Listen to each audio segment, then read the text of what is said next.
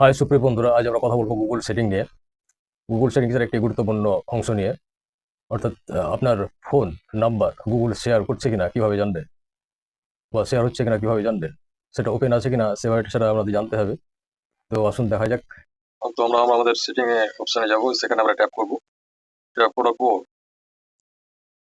দেখুন এখানে স্ক্রল করে মুখের দিকে গুগল অপশনটা আছে, এখানে আমরা ট্যাপ করব।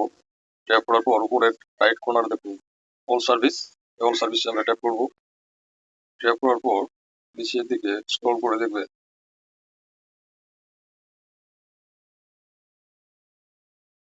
এখানে যে ফোন নাম্বার শেয়ারিং, এটাকে ট্যাপ করবো। এটা যদি এরকম অন থাকে তো এটাকে আমরা অফ করে দেবো। তাহলে আমাদের প্রাইভেসি সিকিউরিটি এগুলো স্ট্রং থাকবে। বিভিন্ন রকম মেসেজ স্ক্যাম স্ট্যাকিং এগুলো থেকে নিরাপদ থাকা যাবে। তাই এই পর্যন্ত।